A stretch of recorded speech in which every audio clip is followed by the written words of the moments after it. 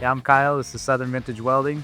I've been here for about 5 years or so, and Chuck up here has been here for a lot longer. Nice little piece of history here in PV. We do a little bit of everything here, a lot for the community, custom stuff, repairs, whatever comes through the door. Lots of detailed work, and we put a lot of care into keeping it clean and looking sharp. Today we're here welding up some racks for a wine room on a custom home. We're using the Tomahawk Welder Generator. We've needed something for jobs that we could take on site, and this was a good option to give us that flexibility to not be linked to the shop. I can throw this in the truck, head down the road, and get set up quick. That's more jobs I can take on and saves me a lot of running back and forth.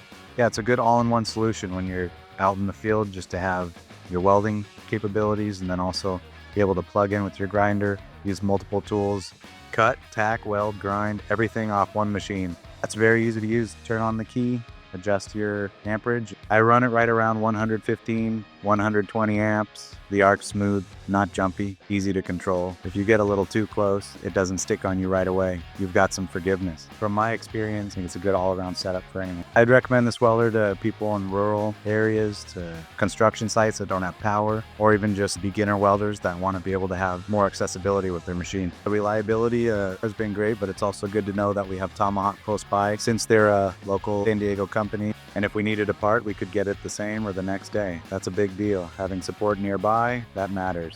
Yeah, overall, the Tomahawk Welder Generator gives you everything you need to work on site and handles everything I need.